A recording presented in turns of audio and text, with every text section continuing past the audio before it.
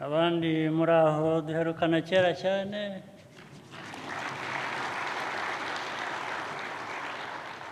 hari abari hano bavutse icyo gihe mperukana na bamwe muri mwe, ubwo nabo twishimye kuba turi kumwe nawe.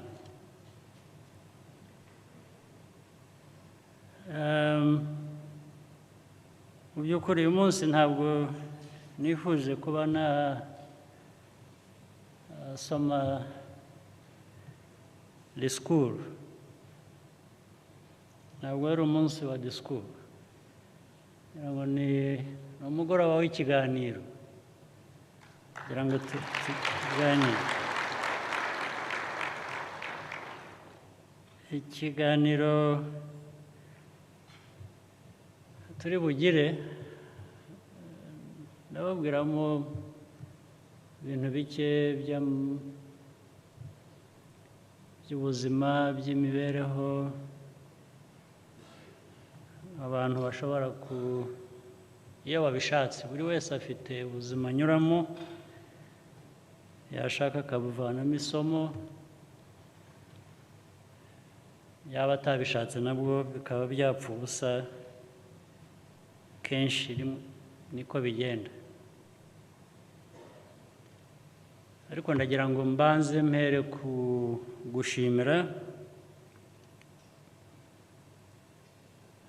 abayobozi bakuru bo mu nzego za leta igihugu cyacu hano.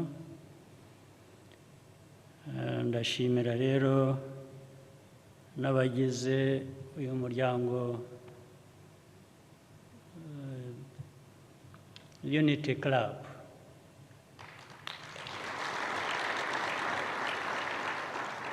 Ndabashimira mwese kubera ko uwo muryango mwawuhaye agaciro, mwawutumye ndetse uwo muryango ugira uruhare mu myubakire y'igihugu cyacu. Hari byinshi byakozwe ndetse bitanagaragarira amaso uwo mwanya, biboneka ari uko wabanje kubitekereza cyangwa ukabisesengura. Ibyo ndetse n'ibyo cyane cyane byagiye byubaka. Ibitagaragara usanga ahantu hose cyangwa ureba n'amaso nibyo usanga byubaka cyane. Ndagira ngo ariko nshimire n'abo namwe mwagejejeho ishimwe, abo tumaze kumurikirwa mu kanya gashize kubera ibikorwa byabo by'ingenzi byabaranze mu mateka y'igihugu cyacu. Nanjye nagira ngo nongereho kubashimira.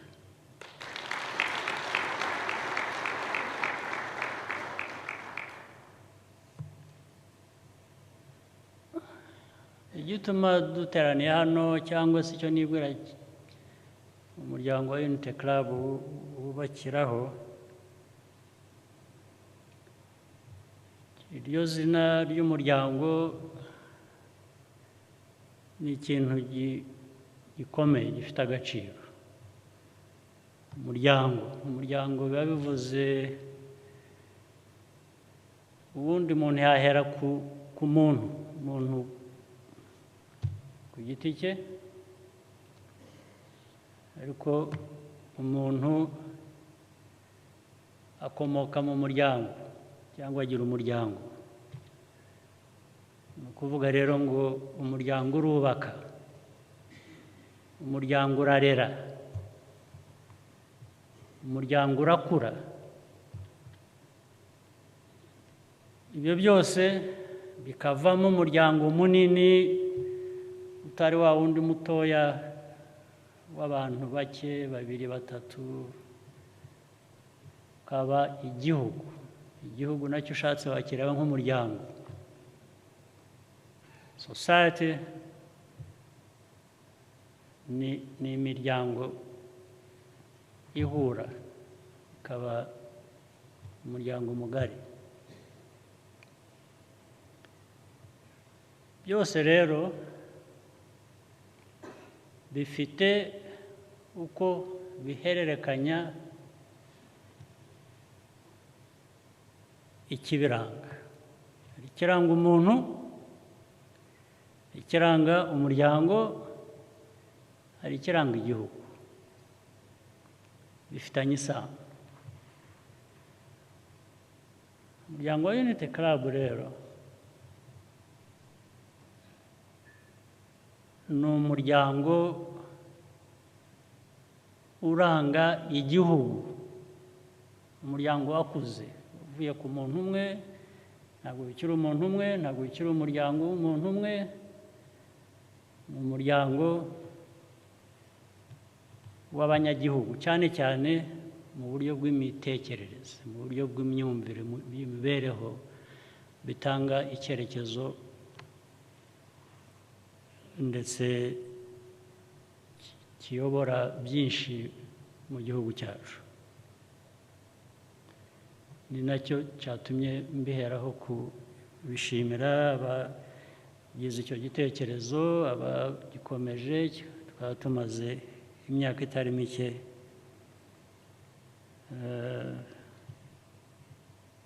bwa 15 bara buri mwaka. Ni byiza rero.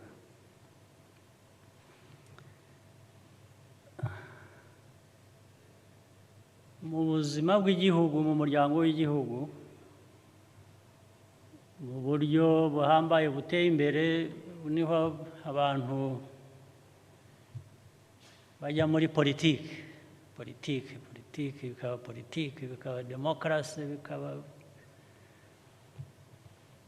ibintu byinshi. Iyo mvugo cyangwa se iyo myumvire ni amajyambere, niba bigezweho uko, ariko na mbere yabyo uko byaduka, abantu bariho, imiryango yabagaho, n'ibihugu mu bundi buryo butari wenda ubu ngubu bw'imipaka n'iki, nabwo wavuga ko byari biriho.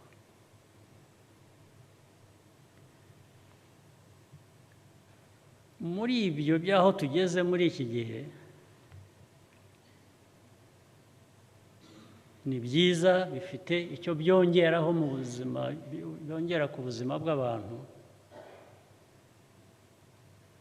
ariko ntibihindura kamere n'umuco by'abantu. Kamere n'umuco ni wo musingi w'imiryango, ni wo musingi w'ibihugu. Ni nabyo muhora mwumva, haba hari ibiganiro byinshi by'impaka, abantu ukuntu babaho n'iki, birirwa turwana hirya no hino, mu kindi gihugu akakubwira ko ukwiye kubaho utya, ukamubwira uti ariko nanjye nsanzweho n'ubundi mfite uko ndiho, nuko tugahora muri izo ntambara. Ibyo ntacyo bitwaye, abantu bahora bazirwana.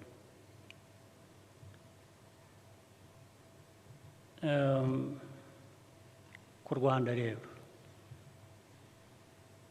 niho ndi bwibande, kuri twe, kuko ndabiganisha ku byo numvise mwagiye muganira by'imibereho y'Abanyarwanda, by'imiryango y'Abanyarwanda, ndetse n'ejo hazaza uko abantu bakwiriye kuba bameze. Niyo mpamvu muvuga iby'urubyiruko, imico,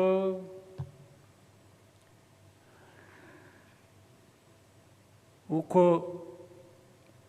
ya miryango ikwiye kuba irera abacu, wenda bihereye n'uko twarizwe natwe. Dufite abo turera ubu, nabo bafite abo bazarera ejo. bityo igihugu, imiryango n'abantu bikagera kure. Hari ibintu byinshi nashaka kuza gutangaho ingero, ndagerageza kubihina.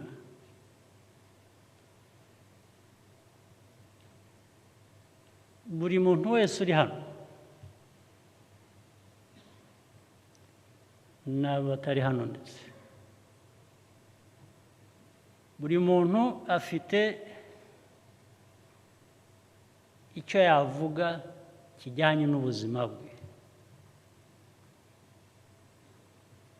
Buri wese hano byamubayeho, byamugizeho ingaruka mbi, cyangwa se byamuteye imbaraga kuba muzima, akaba umuntu muzima,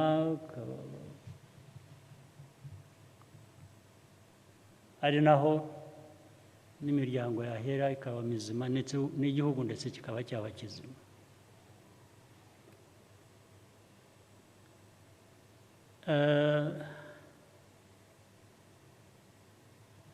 Njya nibuka muri uru rugendo rwo gushyiraho Unity Club,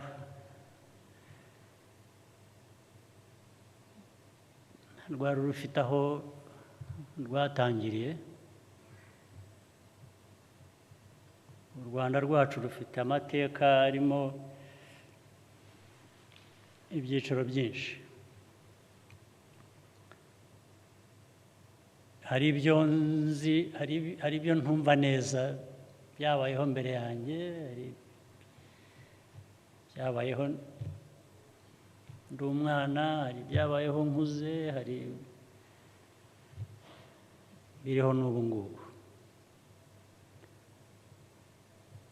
Icyo nshaka kubiheraho, naza gutanga ingero nk'ebyiri eshatu, cyangwa tubona umwanya ndakomeza.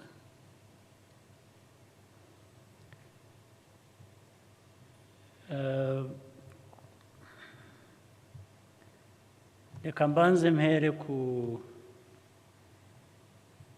njyewe ku rugendo rwanjye nk'umuntu. Ndi umwana muto, bamwe hano bagomba kuba banzi, ntabwo ari benshi, bagomba kuba ari bake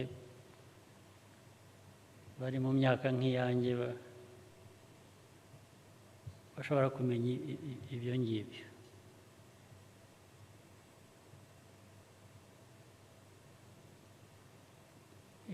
Twabaye impunzi, umuryango wanjye warahunze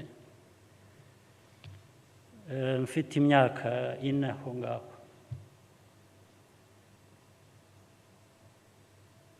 Cyangwa se niba yarirenzeho mikeya.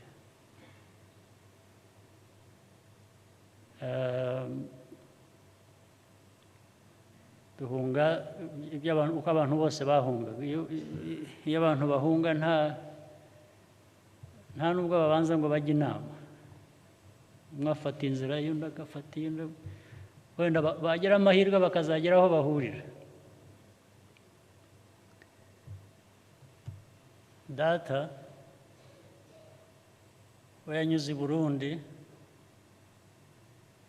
arakomeza anyura muri Kongo, i Bukavu, anyura Goma, arakomeza duhurira i Bugande ahantu hitwa Kamwezi, hakurya y'umupaka hariya. Maze amateka ni ikintu cyiza cyane, kandi isi ubanza ari ntoya cyane. Ahantu twashyikiye bwa mbere muri Uganda twambutse umupaka, hakurya y'umupaka ha Kamwezi,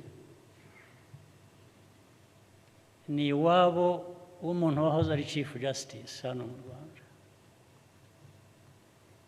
Rugege, muramwibuka, Sam Rugege. Ise nawe Rugege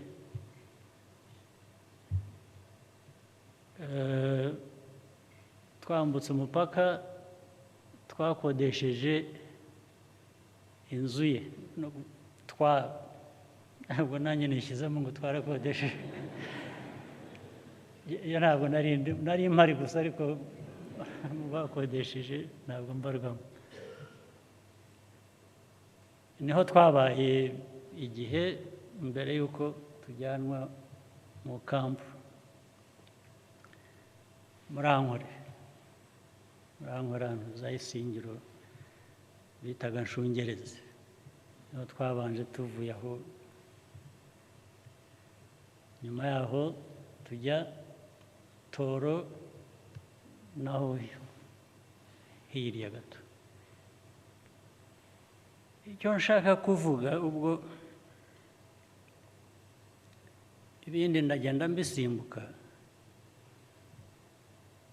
ariko muri urwo rugendo rwo mu mpunzi turi muri toro nyine aho ngaho hari abandi twabanye muri izo mpunzi bashobora kuba bari hano hari ibintu bibiri wenda biraza kubasetsa ariko birimo isomo ibindi birababaje ibyo ntabwo ari bishekeje icya mbere njye nk'umwana muto ikintu nahigiye kandi nkigiye umuryango mbese kigahora kiza mu mutwe kurinda ngeze iyi myaka nari kumwe na data umbyara yagiye gusura abantu b'impunzi bandi hirya aho twari dutuye tugaruka dutaha tugarutse mu rugo dusanga ahantu hari abahigi abatora barahigaga baribazaga kuko twari mu mashyamba kaza bahiga bategaga ibintu ubutimba babyita iki mu kinyarwanda nets hari irindi jambo ry'ikinyarwanda ubutimba ni ntabwo numva inshundura yari imitego ariko y'imigozi imitego y'imigozi noneho bagahinda inyamaswa zikagenda zigategwa n'aya migozi zikagwamo imigozi ikazihambira bakaza so tugenda tunyuraho dusanga aho abahigi bari ndetse bavumbura inyamaswa iriruka agasha gasimbuka ya migozi ntiyagafata ariko ubwo amacumu mu kirere bashaka kugatera amacumu noneho kabisimbuka kiruka kajya mu kampu aho twaganaga so data icyo gihe arambwira turareba aka kanyamaswa gacitse bariya abantu bagahigaga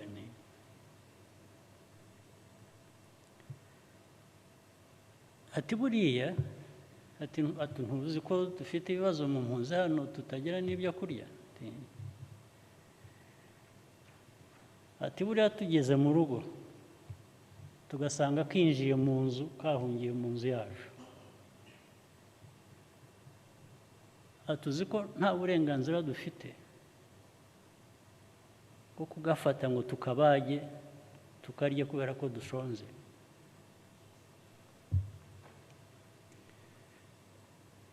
nkamubaza nti kuki ati usibye ibyo ati nta nubwo twagafata ngo tugahe bariya bagahigaga bari bagakurikiye kacitse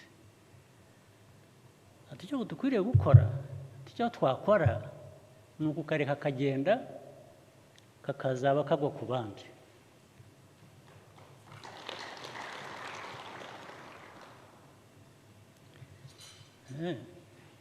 buri gihe icyo kintu cyakomeza kukinza mu mutwe kugeza n'uyu munsi.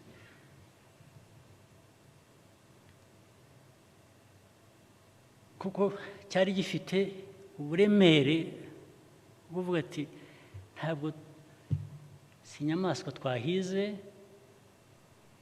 yacitse irahungisha ubuzima bwayo,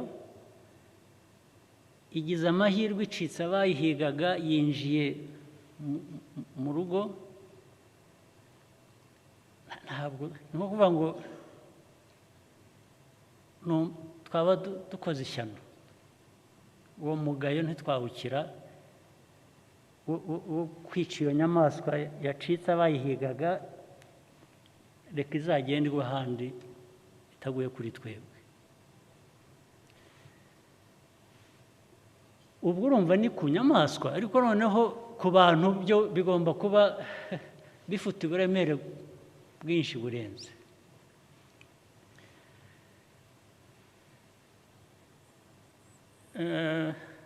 Ubwo icyo gihe ubwo data bambwiraga ibyo,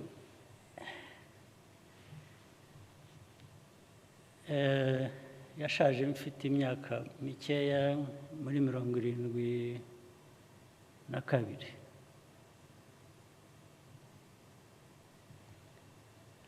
Ariko mu byamwishe nabyo sinzi ko harimo, ndaza kubabwira sitore nyine nayishekeje. We nta nubwo ari ukuvuga ko yari umunebwe cyangwa ngo ni iki. In fact ahenshi aho yagiye aba impunzi zatoraga abantu baziyobora iteka aho yabaga ari, bamutoraga kuba umuyobozi wabo. Ariko byamwishe nubwo yagize uburwayi nk'uko abantu barwara bakajya, ariko bifite ahandi byakomotse.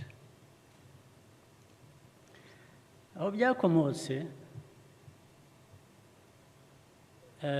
nicyo mu Cyongereza bakwita kuba broken.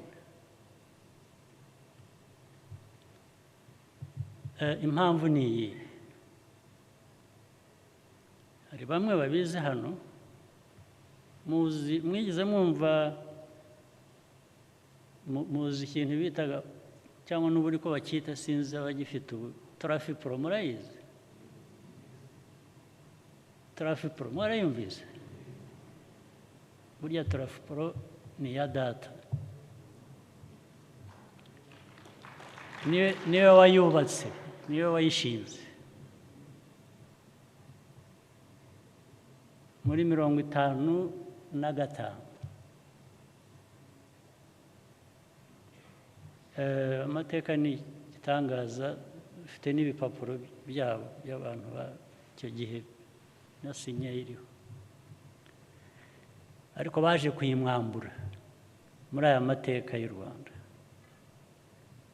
Bamwe bayungukiyemo, bayibonyemo, baracyariho, bamwe barahari.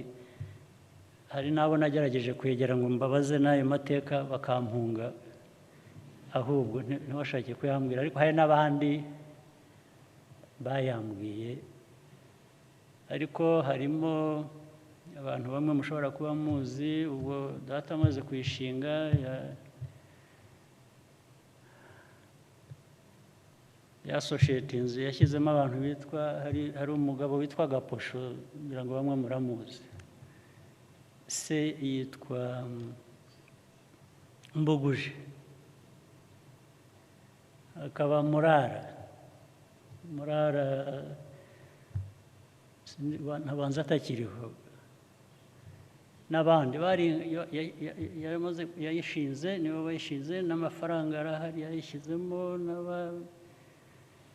n'abandi ko yabazanye mu rutonde rwabo bari nka 7. Abo nibuka nabo 2, Mbuguje na Murara. Igihe cy'ubukoroni abantu kwa Bakayibanda n'Ababiligi n'Abasuwisi barayifata, yari yayubatse, bayimwambuye muri 58 cyangwa 9, 58 ngira ngo. irakura abayizi kera nabwo muri 77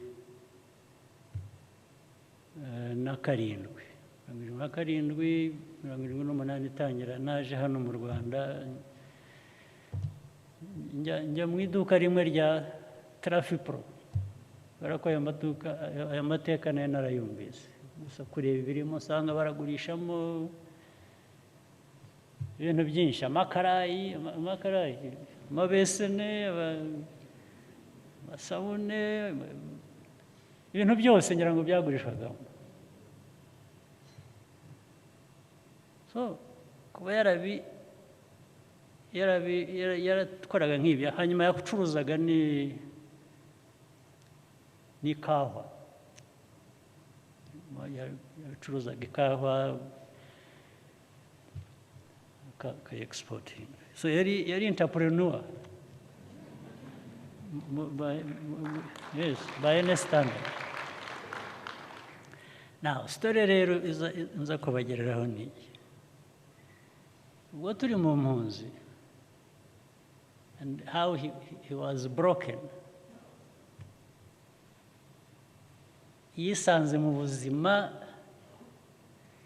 mu mutwe we yumvaga ntacyo yabukorera kugira ngo bubemo ahubwo yahitamo gupfa. What does it mean? Icyo bivuze ni iki? Mama we nawe ntabyo yari amenyereye ariko yafashe isuka arahinga kugira ngo tubeho.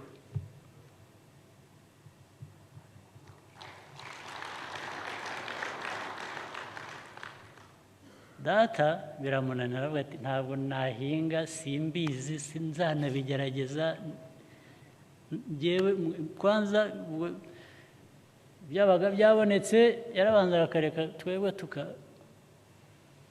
nk'ubu bati njyewe niyo ntagira ikintunga gitunga umubiri wanjye nkapfa amuhape.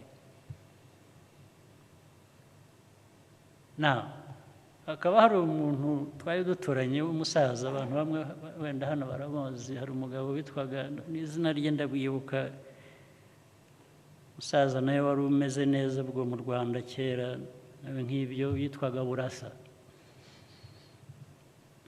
Twari duturanye akajya abwira data ngo we ntabwo azapfa nkawe ngo we agiye kugerageza ahinge. Aramubwira ati gerageza ati rwose kandi ntuzangaburire nzicwe n'inzara ntabwo nzajya ibyo kurya byawe wahinze. Uwo mugabo atangira kujya kwiga guhinga rero aragenda ari kumwe n'abandi n'umugore barahinga. Muzi ibintu bita amayogi those small hills bashyiramo imigozi y'ibijumba. We arahinga amaguru ye ahagaze hamwe ya mayogi aguma yirundaho ibutaka hanyuma aza kunanirwa kuvamo rero.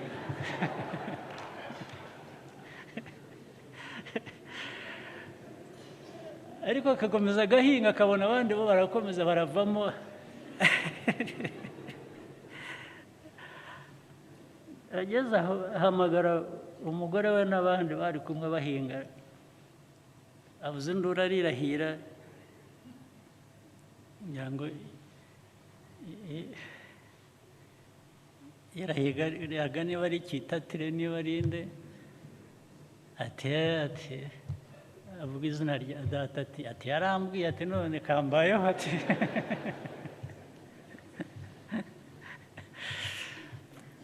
so hagombye kujya abantu kujya kumuvanamo kuko ntabwo yari azi kwavamo yatabye amaguru ye yombi ageze hejuru y'amavi yashyize amayogi akababaza ati ariko mwe muvamo muti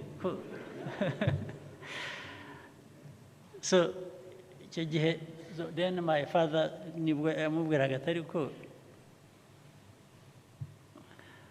ati nibi wambwiraga ati sinabwiye ko ibyo kurya byawe ntabirya ati zubu hari ibizera aha ngaha waheze keretse niba ari wowe uzeramo kuko niwe so ariko we rwose gave up ubwo ko ntabyo azakora and I think in the end bigomba kuba byaragize effect. Ibi byose ndabivugira iki cyangwa icyatumye mbibabwira ni iki mu buzima bw'umuntu mu buzima bw'umuryango mu buzima bw'igihugu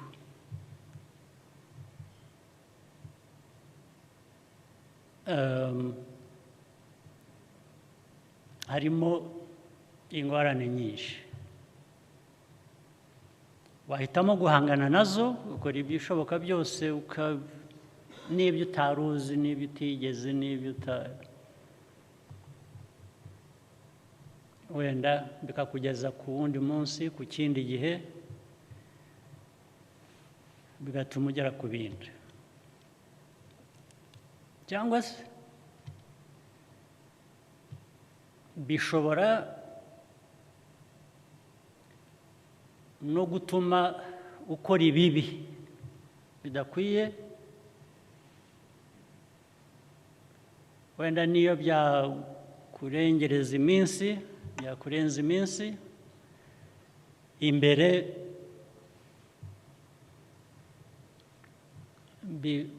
ikibi wakoze kikahagusanga ubwo hagati aho abandi baba babiguyemo nabo wenda ntibagire uko bangana cyangwa se icya gatatu ushobora kwiheba ukavaho uti jyewe n'ubundi ntacyo nakora ntacyo bimaze ukabigwamo nyine ni ukuvuga rero ngo iteka abantu bagira amahitamo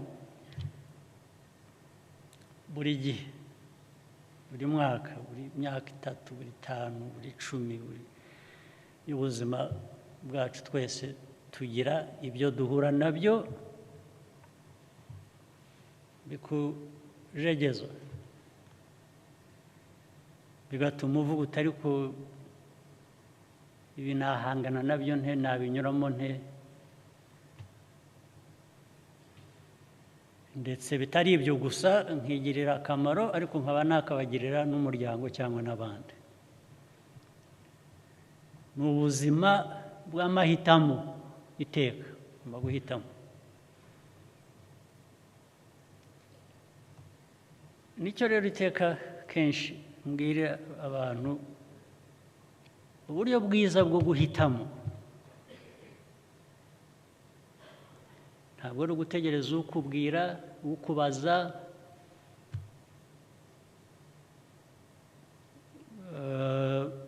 wowe uribaza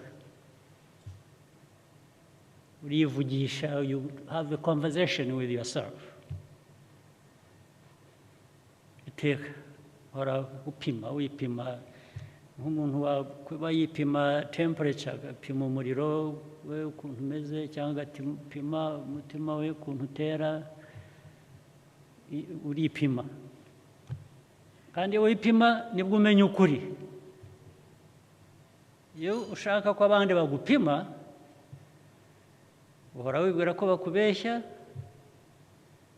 cyangwa se banakugirira nabi cyangwa se bituma n'umuntu avuga atari ku wowe urambwira kuki urinde bituma ndetse abantu kenshi baba defensive niyo umuntu akubwiye ukuri kukureba akenshi iyo bitari byiza iyo ari undi muntu ubikubwiye ni intambara haba impaka nyinshi zitari ngombwa ariko iyo ari wowe wibwira iyo ari wowe wipima wibwira warakarira ndetse atari wowe. Ibyo rero bikavamo ko ushobora guhitamo kubikosora ukajya mu nzira nzima, cyangwa se ukibeshya ugahitamo nabi, ingaruka ukazaba uhura nazo imbere. Ariko iteka umuntu wese afite amahirwe yo kuba yakwibwira ukuri, agahangana n'uko kuri muri we, bitagombye guturuka mu wundi muntu. Ibyo ni byo bigira akamaro cyane cyane. Iyo bitegereje ko ugomba kubwirwa n'undi muntu, habamo ibibazo nyine.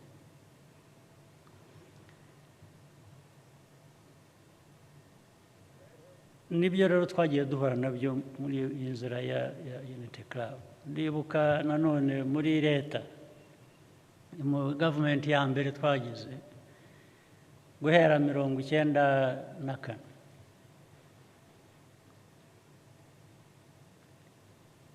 hari ibintu byinshi ibigeragezo byinshi, ariko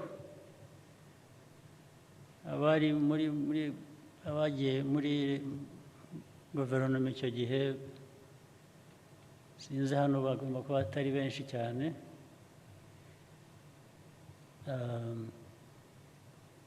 ariko barabizi.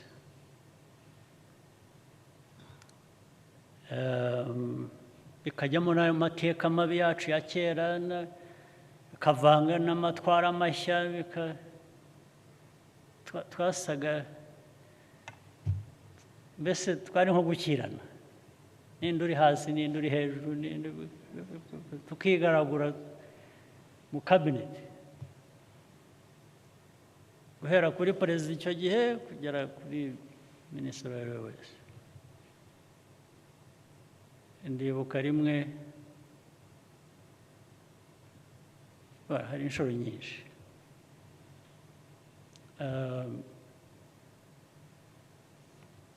hari umuntu wigeze kuntera mu biro byanjye, umuhungu wa Rukeba. Rukeba muramuzi cyangwa muramwumva? Arantera mu ofisi yanjye, baraza barambwira ngo umuhungu wa Rukeba wari perezida wa runari, cyangwa se wari muri runari, sinzi niba ari perezida cyangwa yari iki, ugomba kumubona. Rwose ntimumuzane, kandi nta ntambara nshaka na Rukeba, nimumwihutishe mumuzane. Intambara zo mfite zirahagije, ntabwo nshaka kongeraho iya Rukeba. Baramuzana, ajya hangera mu mateka, arangije arambwira ati izi ngabo zawe uyobora, atuzi ko ari izanjye? Ntabyo narinzi. Ati ni ingabo zanjye. Noneho ajya mu mateka ya runara, ajya mu shyirahamwe. Ntabwo nari kujya mbabarire, amateka ya runara ntabwo nari nyazi, ntabwo.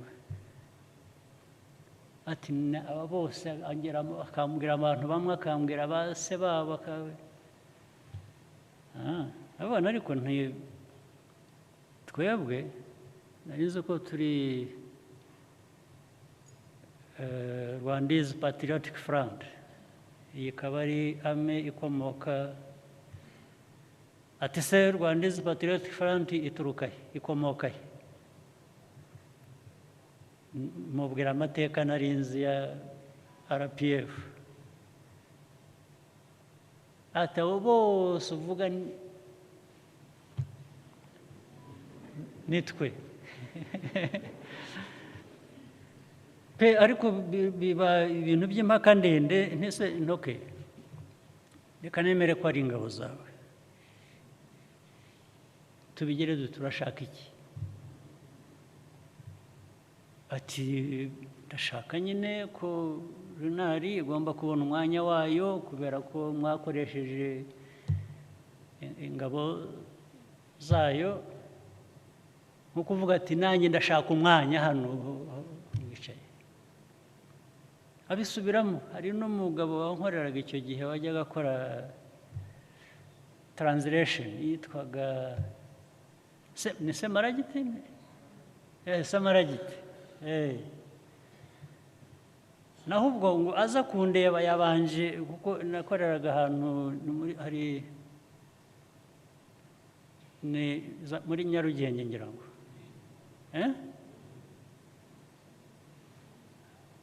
so ndi hejuru ku floor yo hejuru uwo Samaragiti arambwira ati ni ikimenyimenyi ati abantu bamwe bagukorera bose ati ni unari ni abantu banjye nkande ati witwa Samaragiti ugukorera hano ati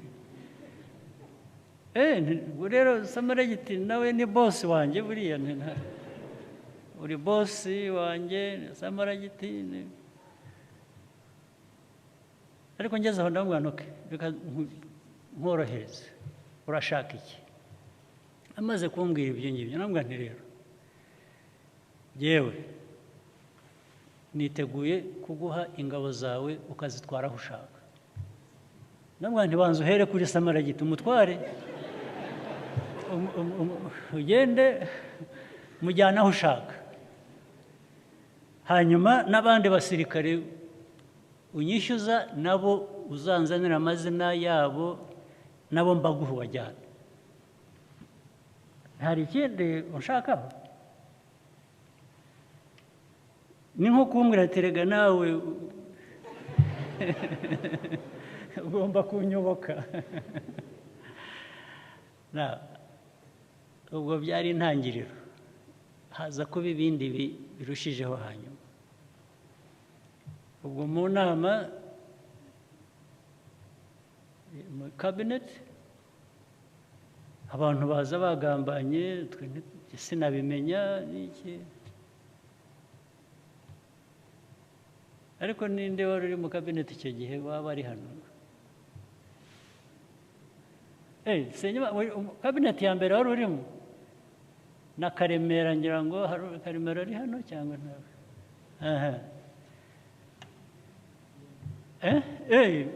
nawe wari uri mu ya mbere ubwo barabyibuka baraza kunyongereraho ibyo ntaza kwibuka cyangwa ibyo ndi buvuge ku buryo butari bwo. Hanyuma tugeze mu cabinet naho abantu bagiye hari conspiracy inama abantu babanje kubishyira ku murongo ibyo biri bugende. Ubwo perezida yarabaga twicaye Bizimungu icyo gihe hagati iruhande mwicaye iburyo hakurikiyeho Twagiramungu hirya hariho Kanyarengwe then hakurikiyeho hirya Sendashonga ndabibuka kuko bari bakurikiranye mu cabinet harimo twaga Nkubito wabaye Minister wa Justice ni Nkubito bityo ndabibuka ko bari bicaye bakurikiranye. Tugeze mu cabinet haza item kuri agenda ubundi twagezwagaho agenda turi buganire haza kuza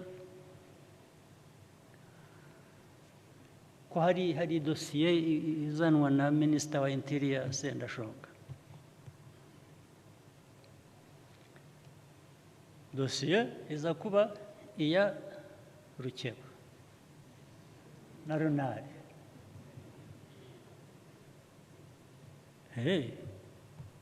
Ngenda bihorera kuko yari yangezeho namubwiye ibyo namubwiye ndicecekera. Cabinet irashyuha abantu babanza kuko Runari tugomba hari ibyayo tugomba kuyiha ariko ubwo plan yari ukuzana confusion muri cabinet ndetse no mu the whole.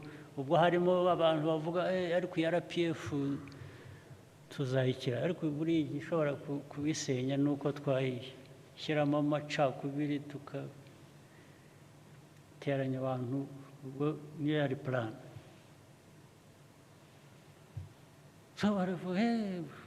baraheranya Kanyarengwa ati ariko nibyo ati nibyo ati dosiye ati ibintu biratunganya ati harya ati seta ati tubwira ati bimeze bite yari afite fayiro arayifungura asoma ibintu mbese ukuntu bakwiye kuzanamo nabo bagashyiramo bakazana abantu muri leta bakagira runari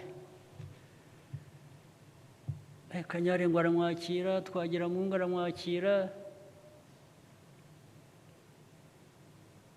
nuko n'abandi bankubita baramwakira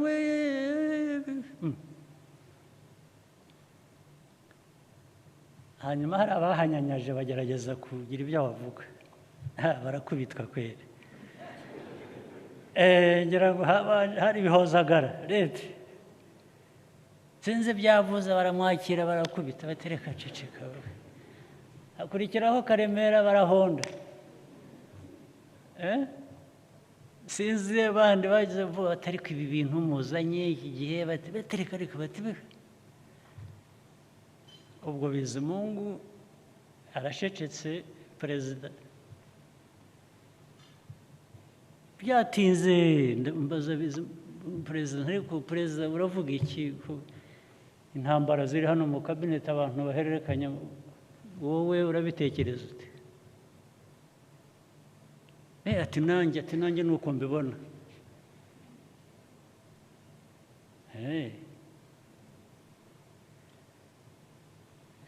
ndeba mpera kuri Kanyarengwa kandi ubwo yari umuyobozi mukuru wa RPF habaza ariko Kanyarengwa nawe hanyuma se Twagiramungu ubu Twagiramungu na Kanyarengwa na Kayibanda nimwe mugiye kurwana intambara z'abatutsi na runari iyo cynicism murazana y'icyaha ngaha why don't you just shut up ni mwebwe mugiye kuzana ibi ngibi mbaza perezida dukiranurega ntubu nawe se uremeranya nabo asa n'ucisha make ngira ngo abonye ndabona ariko Kanyari ni cynicism mu cabinet mwazanye you just being cynical muri abantu ubu inzira turimo yo kuva muri aya mateka mabi no kugira ngo dutere mwadushubije inyuma imyaka yose na politike yayo ubu niho mwagiye twicare tubatega amatwi dukurikize ibyo muriho mutubwira ntabwo kandi muri abayobozi mwitwa ko muri abayobozi b'iki gihugu abantu babatezaho amaso ubu inzira mudutwaramo niyi ubwo ariko bigeze aho ndababwira nti rero ubundi nta kibazo ngera cya to respect people I respect myself I respect people nabwo ariko ubu ngiye gukora ibintu bimwe bitasounding respectful kuko hari perezida yicaye hano abandi abayobozi bakuru mwicaye hano kabineti mwaho mwayigize ubusa mwatusaye muri politiki nabwo yewe ntabwo nakwemera ko amaraso yamenetse y'abantu barwanye turahamba bishwe muri mateka mabi ntituranabamenya abanyarwanda barashize n'abarwanaga nabo abenshi babiguyemo twe turi aha ngaha twasagutse ku mahirwe tugiye kwicara aha mujyaho mutobange igihugu mutobange abantu mutobange niba mushaka indi ntambara, we are going to fight it. You cannot do it. Nababwira nisi ndababwira kuko yewe nari vice president icyo gihe, nari umukuru w'ingabo, nayo nkwiye no kuba nceceka nkumva ibyo perezida yemeje, byaba byo bitaba byo, ni perezida. ariko icyo gihe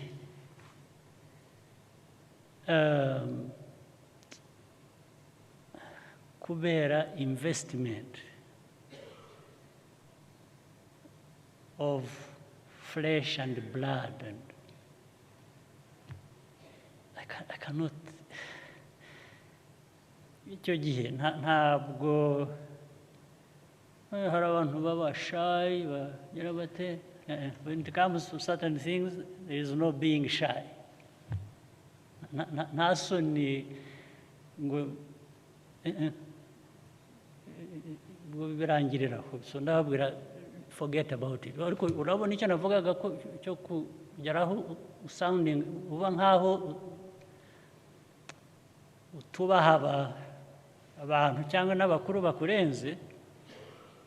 Icyo navugaga ni uko nababwira ngo ntibishoboka, kandi ubwo ndabivuga ndi vice president, hari perezida. Ubundi bigaragara ko ngomba kuba ntarubashye inama cyangwa wari unyoboye icyo gihe, ariko kubera ubuzima bw'igihugu bwacu bw'abakiriho, kubera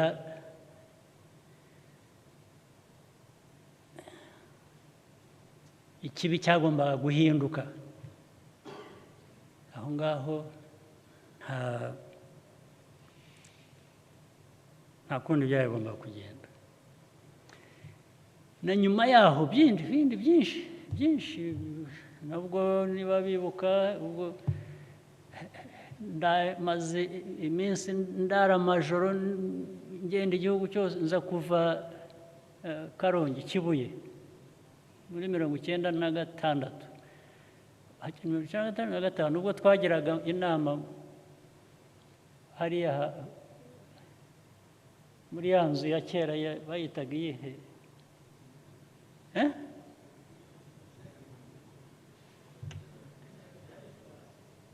ahantu hari jari club, ariko imbere yaho hari iki 5 juillet. ubwo naje nazindutse, maze icyumweru ntarakandagira hano, ntaragera no mu rugo, turi mu ntambara z'abacengezi bava hakurya cyangwa bisha abantu bari hakurya y'amazi muri Kongo na hehe. Ndaza nkigeraho ubwo nsanga hari kabineti muri icyo gitondo, ndagenda nyijyamo uko nakabaye, nayimeze ngira ngo nayo ntaranakaraba. Nkimara kwicara ubwo kabineti iraho iruzuye, abantu batangira gucana amarenga, bakagira batya bakavuga Sendashonga atariko arabanza aravuga ngo twagira Mungu wabajije Sendashonga ngo natubwire amakuru mu gihugu ko hameze. Sendashonga arabivuga, arangije avuga noneho aho mvuye, ngira ngo niho hari ni waba hari, nabaga za Kibuye. Aratangira ati ingabo za Kagame, ingabo za RPF zamaze abantu,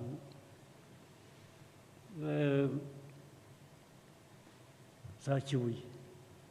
Kimbanza kugira ngo nabyumvise nabi, mbona n'abandi babigiyemo bari taza set uvuze ngo iki, ati amakuru ati tubona ati abantu ati naho ubwo ndiyo hari ahantu nahuye n'abaturage mvuga disikuru nza kuvuga n'abantu bari hakurya muri Kongo babwira nti abahungiye muri Kongo hakurya mureba bamaze abantu ntibazagira ubwo bagaruka tubabaze impamvu bishe abantu uko babishe ibizaba bidashobotse bamwe tuzabasangayo ngira ngo rero mvuze ibyo nicyo cyavuyemo ko twamaze abantu ndavuga sendashonga ubu reba ntabwo naraye ndyamye nagendaga ijoro ryose ndirirwa nshakira igihugu umutekano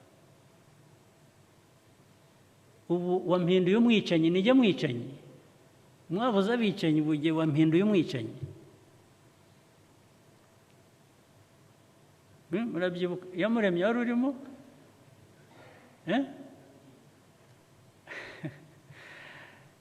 ndashonga nabaye umwicanyi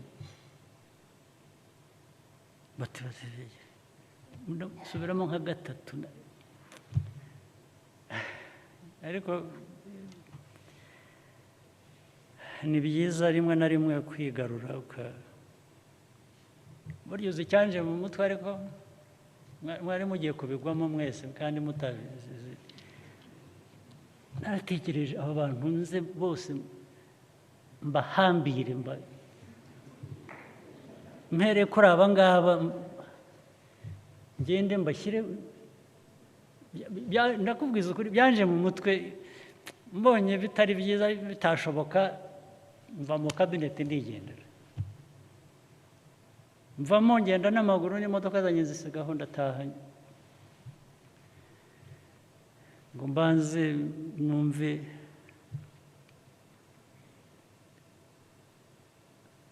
ariko ubwo bwose bagize ibyago kuko nari navuye aho nari maze iminsi nyine ngendeyo n'ivumbi n'iki maze nari nambaye na uniform nza mu kabineti imeze ngira ngo mbabwiye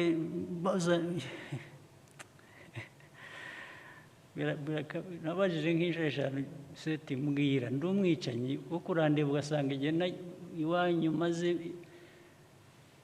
iminsi ndera ntaryama ntarya ntagira nagiye kwica abantu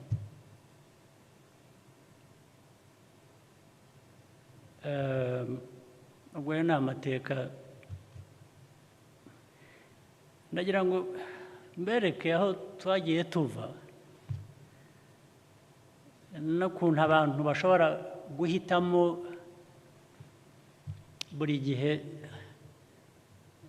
iyo ufite icyo ushaka kuba cyo iyo ufite icyo ushaka kugeraho iyo ufite hari uburyo kandi muri buri wese afite ubushobozi afite uko yatanga umusanzu kugira ngo wa muryango wacu munini ari cyo gihugu abagituye ba nyiracyo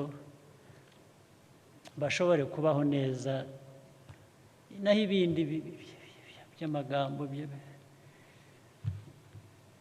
njya numva ubona abantu bamwe nka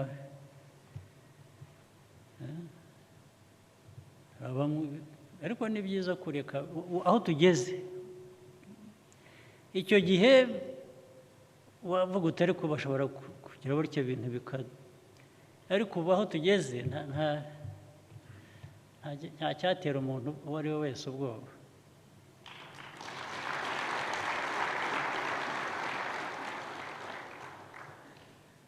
so bamwe kuri twe ubwoba bwashize kera tukiri abana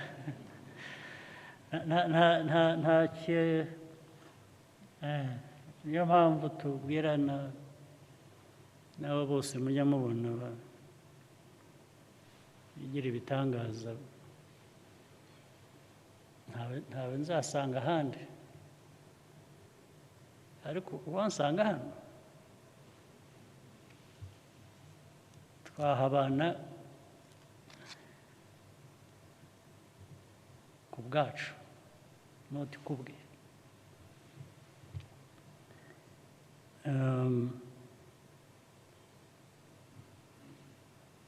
reka mbandanye ayo mateka ngira ngo agomba kuba abibukije wenda arabibutsa byinshi cyangwa abenshi ntabwo ibyo ni ukubyumva gusa ariko nabyo kuko mutarimo hari cyangwa mwari muri abana bato cyangwa abandi bavutse nyuma ndabibabwira kugira ngo mumenye ibyabaye ubu ibihe byanyu igihe cyanyu ni iki n'ejo mwe muzi aho muvuye mwashingira kuri ibyo ngibyo mukagira ibyo mukora cyangwa mwirinda ariko noneho kuri imibereho y'abantu y'umuntu ku giti cye niho ngira ngo nahoze nsoma ibyo mwaganiriye ibyo mwanatubwiye hano ibintu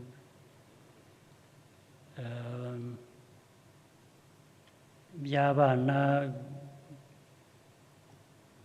bajya mu biyobyabwenge bajya mu nzoga bajya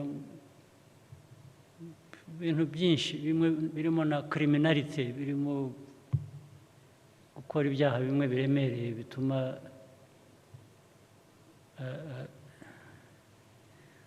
bihera kuri boga nibo bagenda bakorama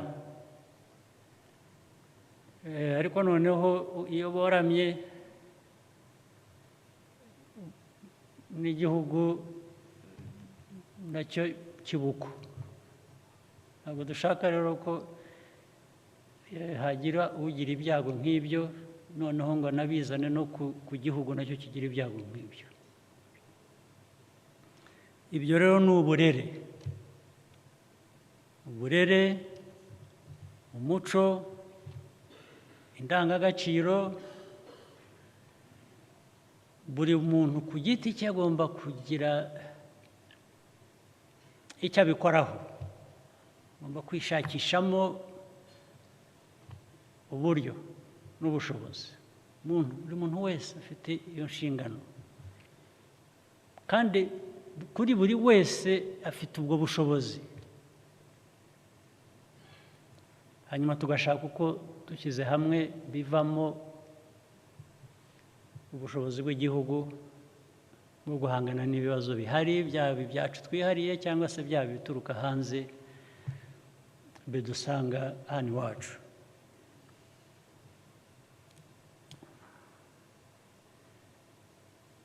abakuru rero ari kwita ababyeyi hari confusion hari ikibazo ababyeyi bamwe bitiranya amajyambere bakajya mu majyambere bikavuga ko urekera iyo buri wese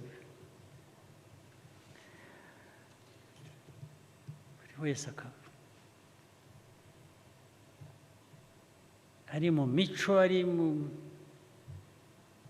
mibereho ari mu mvugo ari muri politiki byose bikaba ibintu biri aho byambaye ubusa bitagira aho biva bitagira aho bigana ngo ni amajyambere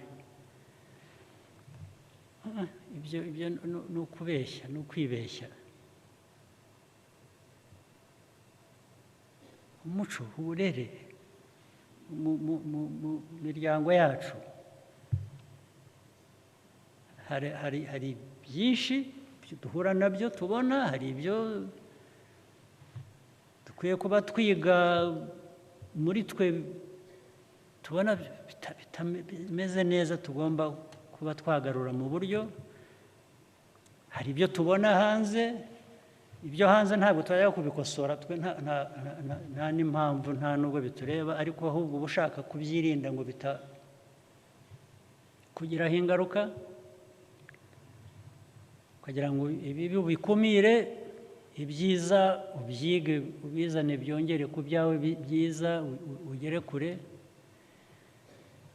ariko nimumbwire icyiza cyaba kiri mu kureka nyine abana bacu abana b'u Rwanda abana b'imiryango yacu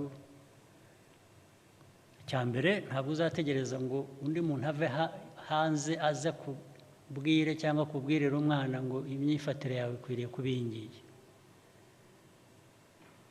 inshingano ya mbere ni wowe na leta ntabwo ikwiriye kuba ubundi bijyamo ntabwo leta ikwiriye kubijya mu muryango kubwira abantu ko bakwiye kubaho mu buryo bw'imico ntabwo ari inshingano za leta sinzi ko hari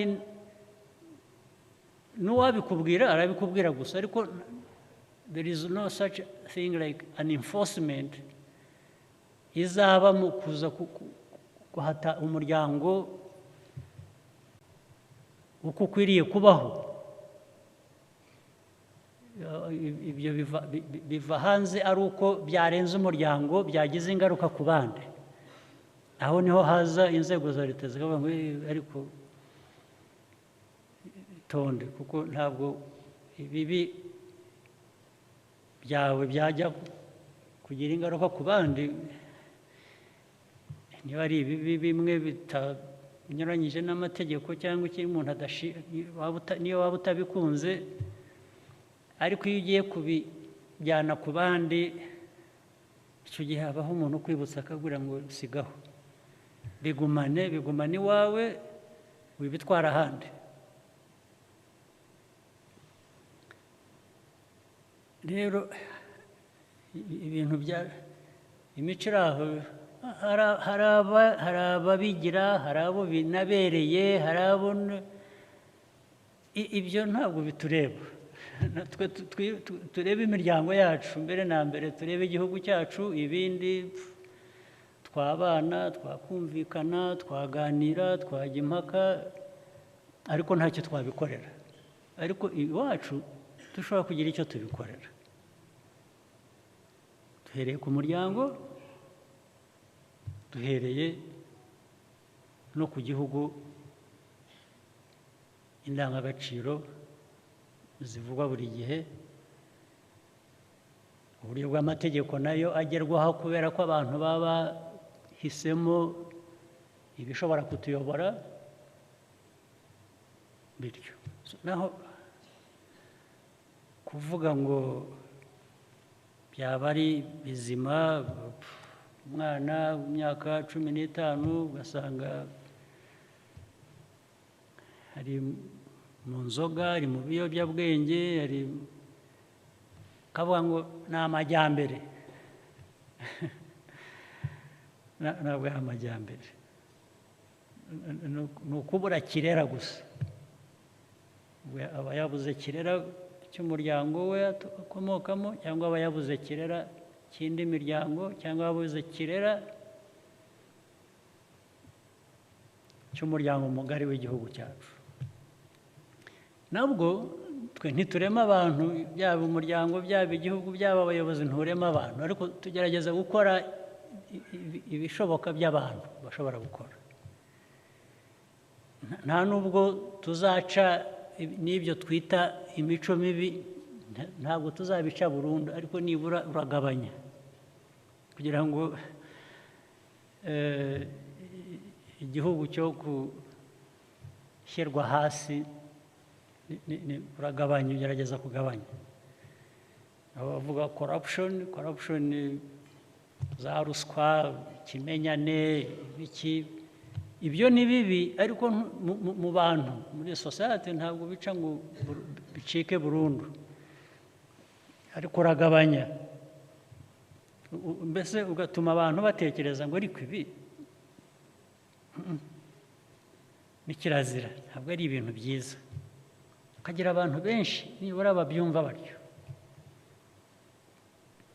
n'amategeko ureba agenda ashyirwaho niza kumva muvuga iby'amategeko recommendations muvuga z'abantu myaka ukwiye kugira utya niba ibyo mushaka byakora ubukungu niba ari byo mubona ariko hari ikindi aya mategeko ntabwo azafasha kurangiza icyo kibazo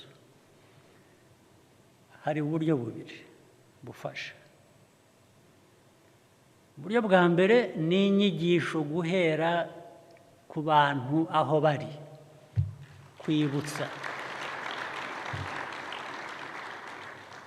kwibutsa kubiganira ndetse ingero z'icyo kibi zikavugwa zikagaragara rwose bikajya hanze mbese ku buryo abantu wenda benshi bashobora kuvuga ngo ariko ibi ngibi ntitubishaka ntabwo bikwiye kutubamo. Ibyo birafasha kugabanya ikibazo, kuko abantu benshi niyo babonye umuntu akora nyine ibyo batumvika babona atari byiza baravuga bati sigaho. Biragabanya.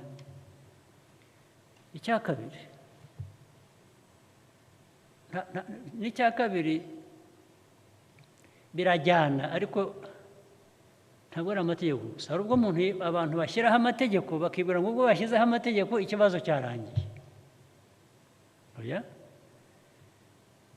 amategeko abantu bashyiraho, igihugu gishyiraho, arafasha, ariko igifasha kurusha ni ukuyubahiriza, ni ukuyashyira mu bikorwa, ni ugukurikirana. Naho ushobora gushyira amategeko meza mu bitabo ariko ntihagire ari abayashyira abakurikirana, enforcement, batayakoreraho, batakurikirana. Ingero zihuta nabonye, hari mu bihugu byo hanze bafite imyaka nko muri za night clubs n'iki n'amabara, hari aho iyo abantu bagiye usanga abantu ku muryango baza, hari n'abasaza bahagarika babona uko basa bakibwira ngo ni abana bato, bamwe batizanazana identity card kugira ngo ho kubaho confusion. Barakora enforcement, ndetse amategeko agakurikirana ku buryo basanga wemereye cyangwa uzwi ko wemerera abana ahantu hadakwiriye kuba bajya. Ubwo ni bya bihugu noneho bimwe bitubwira ko ari ibitangaza nyine, rimwe tujya dukurikira twemera byose ibyo bakora, ariko barakurikirana. Bashobora no gufunga club cyangwa ibara cyangwa iki kubera ko bemereye umwana kwinjira aho ngaho akaba yanyweye n'inzoga, uwamuhaye inzoga akabyishyura. Naho iyo bashyiraho amategeko gusa ngo abantu bazibwiriza kuyakurikiza, ntacyo uzavanamo, ntabwo bikunda. So ni ukuyashyiraho, ariko ni no gukurikirana. Reka mvuge, ariko n'abato byo ni igitangaza, ariko n'abakuru sinzi niba bari hano. Hari ejo nsoma reports za buri munsi zose za polisi za hano mu mujyi n'ahandi. Hari report naraye nsomye, ariko abapolisi nabo nari bamereye nabi. Bakoze ripoti y'umuntu bafashe, ni member wa parliament yacu, bafashe yanyoye, bapimye igipimo cyari kigiye guturika kubera alcohol yanyoye. Hanyuma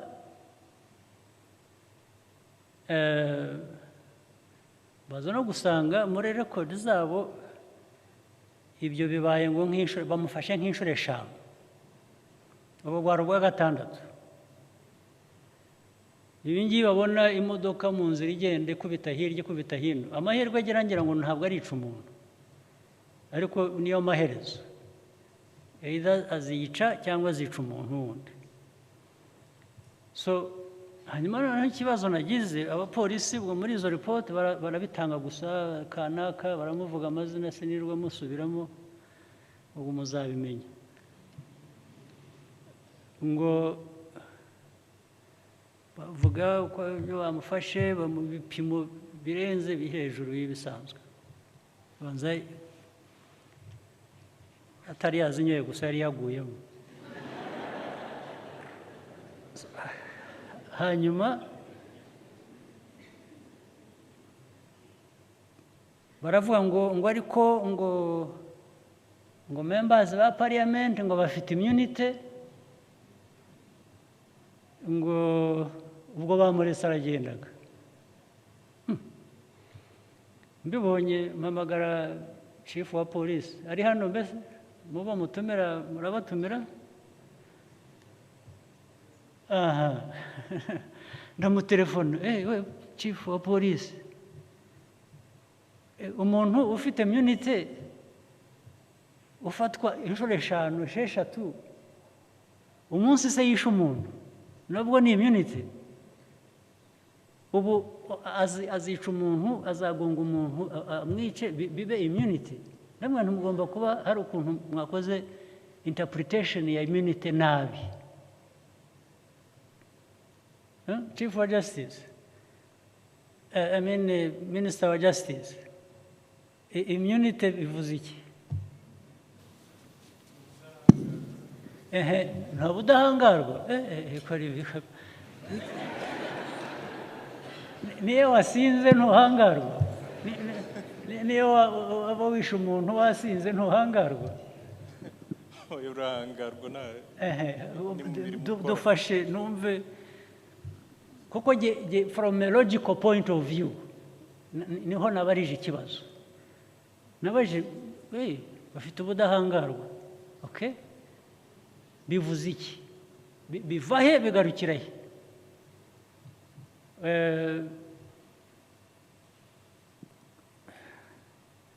Tusobanurire immunity bivuze iki, kuko hari ibyo nagerageje kumubwira, ndagira ngo numve ko ari byo. Namubwiye nti cyambere nge ndi umupolisi, nkoresheje amategeko ariko nkakoresha na logic. Niba afite ubudahangarwa, icyo bivuze ntabwo mufata ngo mushyire muri prison muri icyo gihe.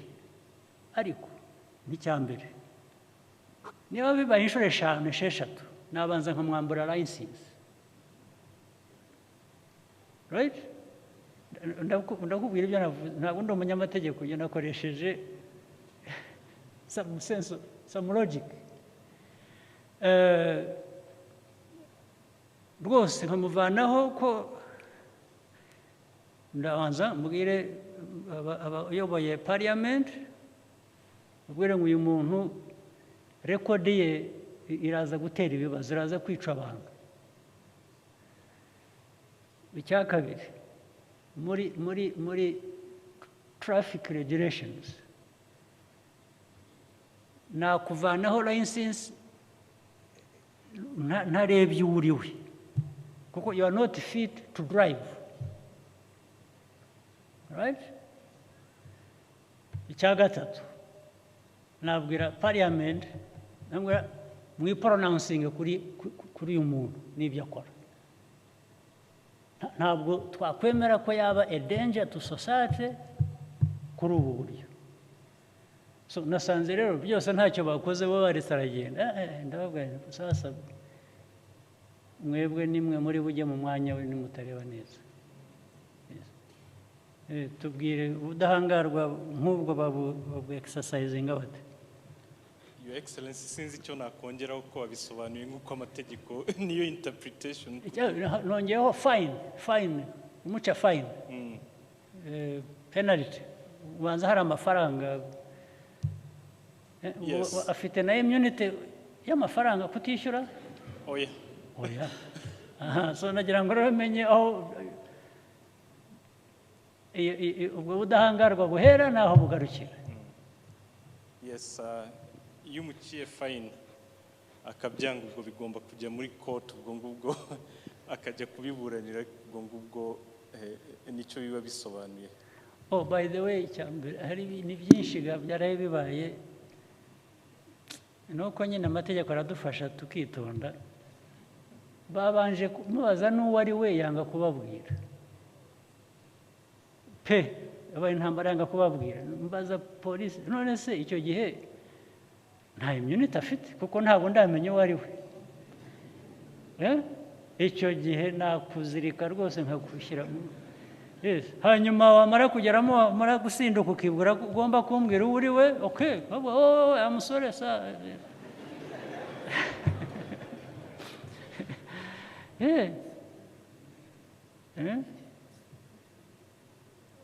Urumva, so enforcement nayo irimo confusion.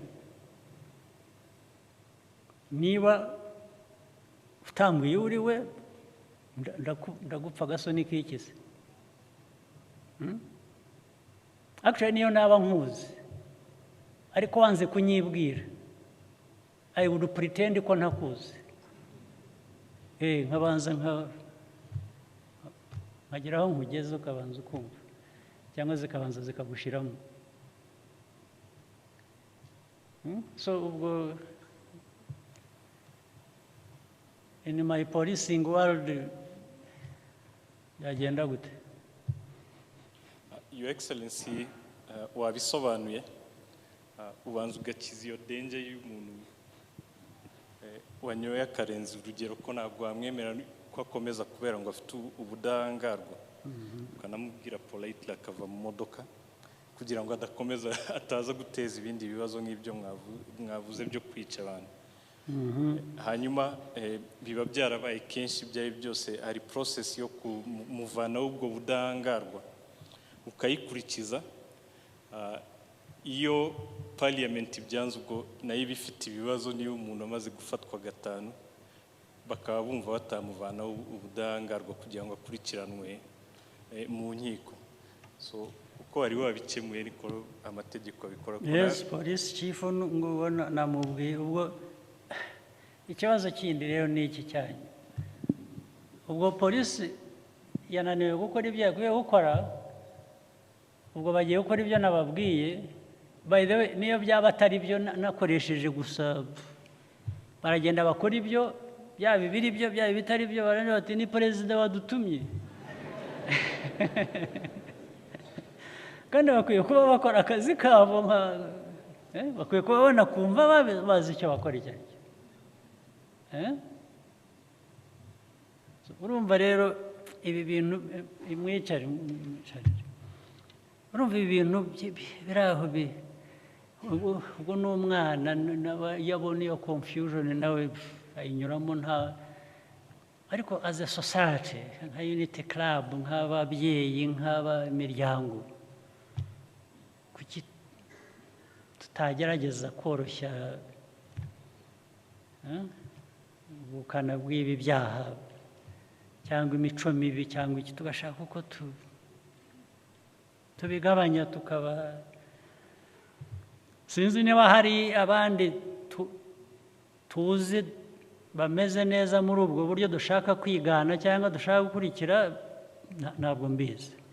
Ariko ngira ngo natwe dushobora kwihitiramo ibitubereye, ibyo twumva ari byo, tukabijyaho impaka, tukabiganira, ndetse tukiga no mu by'ahandi uko bagenza ibintu bimwe na bimwe, ariko twe tureba ibyacu, tureba iwacu, tureba umuco wacu, kugira ngo dushobore kugira imiryango idahungabanywa n'ubusa. Ntabwo ahantu ibyaha bikwiriye guhabwa intebe ngo, kandi iyo byabaye bityo no muri politiki bigeraho bikajyamo. Rero nicyo kibazo. No mu mico yacu, no mu niho haba corruption, niho haba abayobozi, aho kugira ngo bakorere abo bayobora babagezeho ibibagenewe, bakorane nabo, babagira inama, ugasanga ahubwo ibikwiye kuba bijya mu baturage, abayobozi baratwara igice kimwe bakakirundaho, ikindi bakabasaranganya abo baturage, nuko bakaviramo aho. Niko bigenda bihererekana gutyo. Unity Club rero cyabereyeho, ngira ngo nicyo, ni ukudufasha, kudushyira hamwe, kujya inama, ariko no gukora. Hari igihugu dukorera, hari imico dukwiye kuba tugira, hari gukora kugira ngo igihugu gitere imbere. Hari byinshi bindi bituruka hanze tugomba guhangana nabyo. Ibyo bisanze ibyo mu gihugu bimeze neza, buriya nta ngaruka bigira cyane cyane, ariko iyo biva hanze bikaza bigasanga mu gihugu abantu bayumbayumba ibintu icyakora rwose icyo nabasezeranya muri ibyo by'imico mibi no mu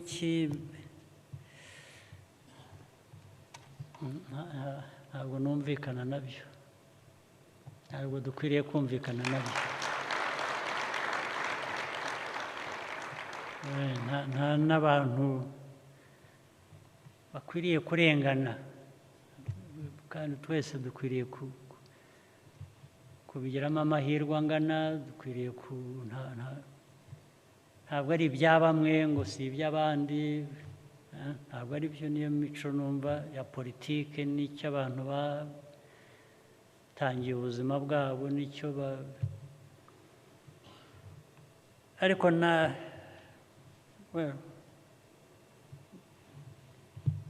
ngira ngo natinze, reka ngabanye amagambo, ariko nimwe mwanyihamagariye.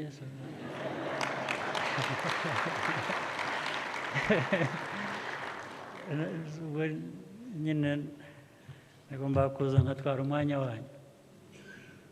Iyo nza nkabasarutinga gusa nkigendera, sinzi ko byajyaga kuba bingana n'ubutumire mwangejejeho.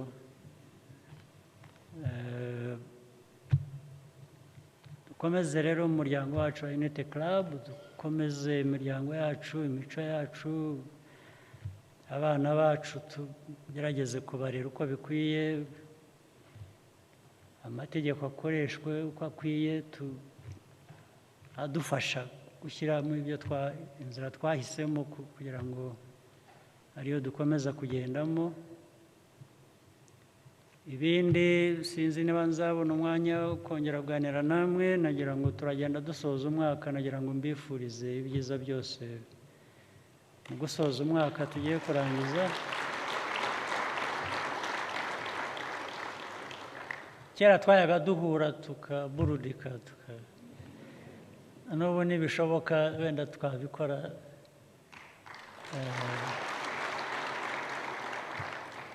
Ntimuzanyibagirwe, imyaka ntabwo irarenga, turacyashobora kwidagadura hamwe. Mugire amahoro y'Imana.